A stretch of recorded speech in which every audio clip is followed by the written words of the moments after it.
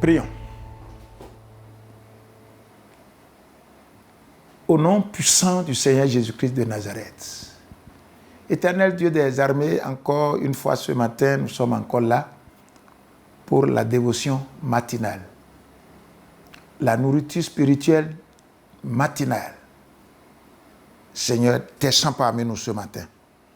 Vous nous avez dit que vous êtes un Dieu de matin, un Dieu de bonheur, que tous ceux-là qui vous cherchent le matin, vous trouveront. Ton peuple est devant toi ce matin. Papa, nous voulons te voir à travers ta parole et à travers même les requêtes inspirées. Seigneur, révèle-toi à nous ce matin. Manifeste ta gloire. Seigneur, merci parce que vous nous avez exaucés. Dans le puissant nom du Seigneur Jésus-Christ de Nazareth, nous avons prié. Gloire au Seigneur Jésus dans les cieux. Encore une fois ce matin, nous voulons dire bonjour à tous les téléspectateurs de la télévision Maranatha. Ce matin, nous sommes encore là pour prier. Parce que la prière, c'est une arme sophistiquée qui permet à tout chrétien d'avoir le dessus sur le diable. Mais avant la prière, nous allons écouter la parole de Dieu. Et l'exhortation de ce matin est intitulée « Quelle doit être ta joie ?» Quelle doit être ta joie? En tant qu'enfant de Dieu, hommes et femmes que nous sommes petits et grands, la parole de Dieu dit « Réjouissez-vous dans le Seigneur, réjouissez-vous ». Je le dis encore, réjouissez-vous. Dans Philippiens au chapitre 4 là-bas, c'est ce que la parole de Dieu nous a dit. Mais Dieu veut nous dire ce qui doit être notre joie le plus absolue, la joie que nous devons ressentir tout le temps, qui nous permettra de dire que après cette terre, il y a encore une cité céleste. Nous irons dans le livre de Luc au chapitre 10. Nous allons lire à partir du verset 17 jusqu'au verset 20. Je lis la Bible au nom du Seigneur Jésus-Christ. Les 70 revinrent avec joie, disant, Seigneur, les démons même nous sont soumis en ton nom.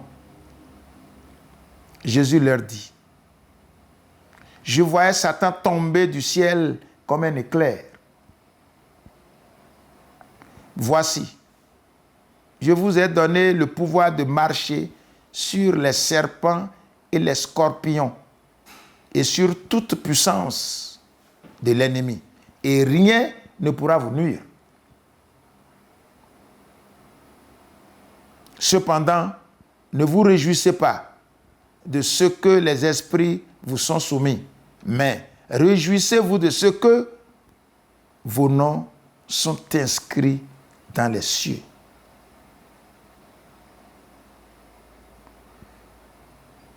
Je reprends le dernier verset là, le verset 20. Il dit, cependant, ne vous réjouissez pas de ce que les esprits vous sont soumis, mais réjouissez-vous de ce que vos noms sont inscrits dans les cieux. Bien-aimés dans le Seigneur ce matin, vous savez que lorsque nous sommes déjà avec Jésus, notre joie doit être pleine. Et le Seigneur Jésus nous dit ici ce matin ce qui doit constituer notre joie au quotidien. Le passage que nous venons de lire, vous savez, la grande commission que tout chrétien a reçue du Père, c'est d'aller partout dans le monde entier publier la bonne nouvelle. C'est ça, c'est la grande commission qu'ensemble nous avons reçu ça. Aller prêcher la bonne nouvelle. Jésus dit, je serai avec vous jusqu'à la fin du monde. Nous avons vu ici, c'est cette recommandation de Jésus-Christ que les 70 ont mis en exécution. Ils sont allés pour prêcher la bonne nouvelle. Le Seigneur Jésus les a envoyés deux à deux pour aller dire aux gens que le royaume de Dieu est proche. Que c'est Jésus seul qui est le chemin, la vérité et la vie, et que nul ne peut aller au Père autrement que par lui. Ils sont partis. Vous savez ce que nous rencontrons aujourd'hui quand on va pour l'évangélisation. Ils ont rencontré les grands, comme nous l'avons lu tout à l'heure, les géants. Mais la parole a dit, ici, là où nous avons lu, que les démons même sont soumis aux apôtres au nom du Seigneur Jésus-Christ de Nazareth. Mais Jésus leur a dit, c'est quand ils sont revenus en train de faire le compte à leur maître, de faire le compte au Seigneur Jésus-Christ, que le Seigneur Jésus, puisqu'il leur avait dit, je serai avec vous jusqu'à la fin du monde. Ça veut dire qu'aucune force ne pourra tenir devant les apôtres. C'est ce qui se passe aujourd'hui. Pour ces hommes de Dieu qui sont vraiment dans l'évangélisation, nous rencontrons tout quand on va dans les villages. Des gens nous menacent, des sorciers nous menacent, les gens se lèvent pour essayer de mettre la panique, mais au finish, finalement, ils disent que Jésus est fort. C'est ce qui s'est passé. C'est ce que les apôtres ont rencontré. Des sorciers, ils ont rencontré des féticheurs, ils ont rencontré des gens qui leur interdisaient de parler de Jésus, mais ils ont parlé de Jésus. Ils sont revenus maintenant pour dire, Seigneur, nous sommes partis tel que tu nous l'as recommandé. Mais nous avons vu les démons, ils ont baissé les chines devant nous. Et le Seigneur Jésus leur a dit, c'est ce que vous avez vu. Moi, j'ai vu, comme vous lisez le verset 18, il dit, Jésus leur dit, je voyais Satan tomber du ciel comme un éclair. Voici, je vous ai donné le pouvoir de marcher sur les serpents et les scorpions et sur toute la puissance de l'ennemi, et rien ne pourra vous nuire. C'est le Seigneur Jésus-Christ qui leur disait cela quand ils sont revenus pour lui apporter la bonne nouvelle, que nous sommes partis, nous avons fait le travail. Chers papas et chères mamans, chers téléspectateurs et téléspectatrices, vous qui nous suivez tous les matins, quand vous sortez pour aller évangéliser, ça vous permet de recevoir la puissance de Dieu. Ça vous permet aussi de savoir ce dont votre Dieu est capable de faire. C'est ce que nous avons fait jusque-là. Depuis plus de 42 ans. Nous sommes allés dans les hameaux, nous sommes allés dans les villages. Les gens se sont soulevés contre nous. Mais jamais, personne n'a jamais eu le dessus devant nous.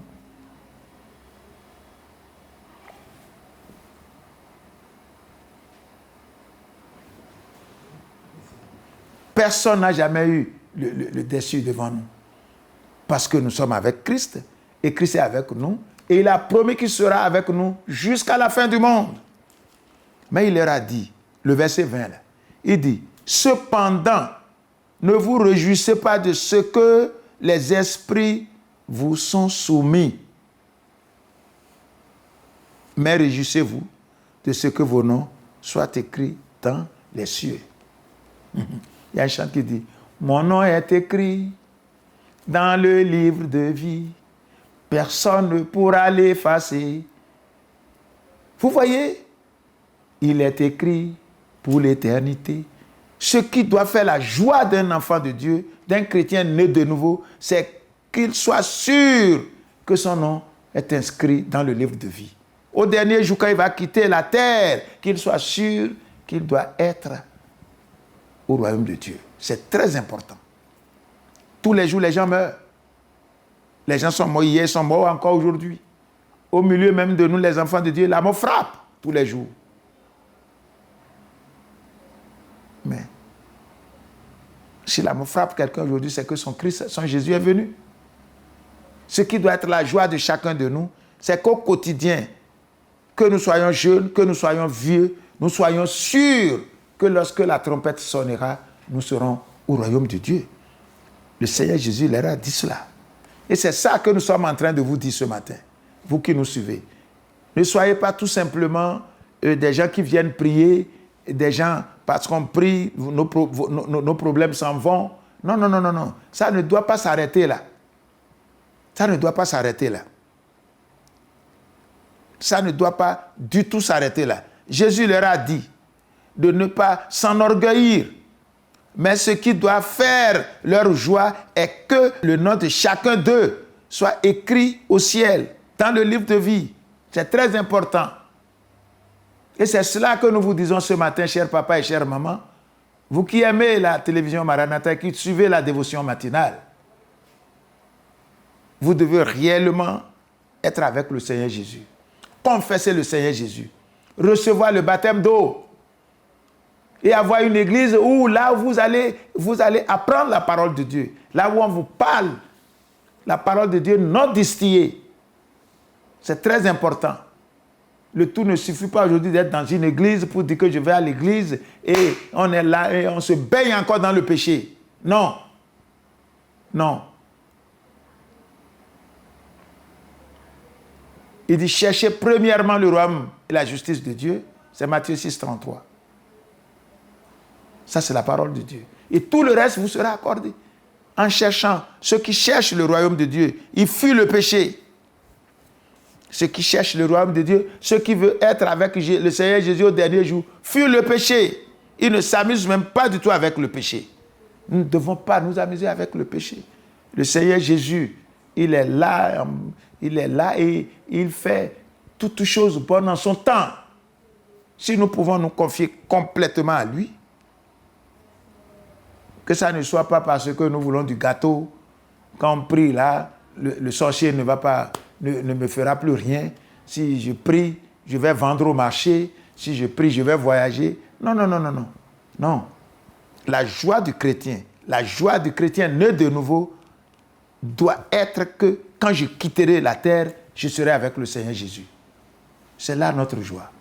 Alors, la parole de Dieu nous a montré qu'aucune chose impure n'entrera là-bas. Donc nous devons tout faire pour mener une vie de sainteté. Pour qu'un chrétien puisse avoir son nom écrit dans le livre de vie. Vraiment, il doit être en parfaite communion avec le Seigneur Jésus. Parfaite communion avec le Seigneur Jésus. Voilà maintenant, les temps que nous traversons, c'est des temps avec ce que nous entendons, avec ce que nous voyons, les guerres par ici, les guerres par là-bas.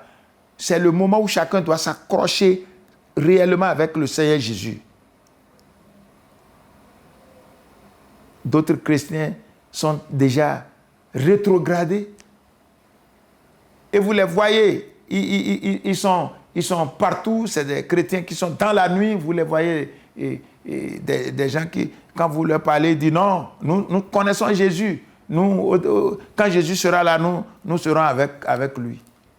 Ils sont dans les boîtes de nuit, ils sont dans les chambres de passage, tout ça là. Le tout ne suffit pas de proclamer de sa bouche que je connais Jésus, j'ai Jésus. Non, nous devons mener une vie qui plaît à Dieu, une vie de sainteté. Nous connaissons bien l'exemple de l'enfant prodigue. Il est parti, mais il est revenu finalement. Son père l'a accueilli. Je ne sais pas, peut-être toi qui nous écoutes aussi ce matin, tu es déjà rétrogradé. Tu n'es plus en Christ. Tu as les versets bibliques dans la tête avant de dire Jean, tu dis Jean 3, verset 16. Tu connais tout ça. Jean 14, verset 6. Tu connais tout ça. Mais tu ne vas plus à l'église. Tu ne vas plus à l'église. Tu as dit, on a été chrétien. Nous savons, Christ, c'est dans le cœur. C'est ce que c'est dans le cœur. C'est Christ, c'est dans le cœur. Viens à Jésus. Accroche-toi au Seigneur Jésus. Sois à l'étude biblique. Apprends la parole de Dieu tous les jours et cherche à marcher selon ce que tu lis dans la parole de Dieu. Et là, maintenant, tu peux toujours continuer à croire qu'au dernier jour, tu pourras être dans le ciel avec le Seigneur Jésus. Alors, chers téléspectateurs et téléspectatrices, la joie, ce qui doit faire la joie d'un chrétien, Ok. Ce qui doit faire la joie d'un chrétien, c'est qu'il soit sûr lui-même que même si la mort frappe aujourd'hui, je serai au ciel. D'autres disent tous les jours, on nous dit Jésus va venir, Jésus va venir. Depuis là, Jésus ne vient pas. Qui t'a dit que Jésus ne vient pas? Quand la mort frappe, tu ne sais pas que c'est celui qui meurt aujourd'hui, c'est son Christ qui est venu. Son Jésus est venu. Son Jésus est venu. S'il est en Christ, s'il est en parfaite communion avec le Seigneur Jésus, il va au paradis. C'est là notre joie, c'est là la joie de tout chrétien. C'est pourquoi nous ne devons pas nous amuser avec le péché. À partir de maintenant, c'est bon que nous soyons les amis de la télévision Maranatha, qui suivons les prières matinales, c'est très bon, c'est une bonne chose. Mais le mieux, c'est d'être avec le Seigneur Jésus. Que tu sois dans une église évangélique, il ne faut pas dire comme d'autres qui disent que même si je ne vais plus à l'église, je suis à la maison, je connais Dieu. Tu connais quel Dieu? Il dit, la maison de mon Père, nous allons l'appeler la maison de prière. Ton salon n'est pas la maison de prière. Ta chambre, ce n'est pas la maison de prière. C'est lorsque vous avez une église où vous allez écouter la parole de Dieu, où vous êtes enseigné, que vous priez dans vos maisons le matin, Dieu sait que oui, c'est le matin, vous priez, il vous exauce. Mais le moment où vous devez aller à l'église pour prier, si vous n'allez pas à l'église et que vous pensez que être à l'église tous les jours, ce n'est pas ça qui amène au ciel, ce n'est pas ça qui fait que Dieu nous écoute, vous devez vous détromper maintenant et savoir que la joie qui doit vous animer tous les jours, cette joie-là, c'est la joie de ce que vous êtes sûr que si la mort vient aujourd'hui, vous serez au ciel. C'est cette joie-là. Il y a une deuxième catégorie de personnes, c'est ceux qui sont à l'église et qui font ce qui leur vient par la tête. Ils ne respectent aucune disposition ecclésiastique de l'église. Ils ne considèrent personne. Ils ne considèrent même pas le père spirituel. Il y a ces catégories de personnes-là qui sont dans l'église de Dieu. Ils vont mourir, ils n'iront pas au ciel. Ils n'auront pas... Ils pensent que c'est ceux qui sont dehors seulement, là. Ceux qui ne connaissent pas Jésus, là. Hein? Plusieurs chrétiens ont déjà quitté le vrai chemin. Ils empruntent le chemin spacieux aujourd'hui. Pour cela, chers frères et sœurs en Christ, chers téléspectateurs et téléspectatrices, Dieu nous invite maintenant à être en communion parfaite avec lui tous les jours pour que nous soyons sûrs que déjà à partir de la terre, nous sommes au royaume de Dieu. Que le Seigneur Jésus bénisse sa parole. Nous allons prier. Et je vais demander à chacun de vous, là où vous vous trouvez, de prier vous-même. Tu as déjà reçu la parole. Dieu veut que toi-même, tu te remettes maintenant entre ses mains. Tu vas demander à Dieu de t'aider maintenant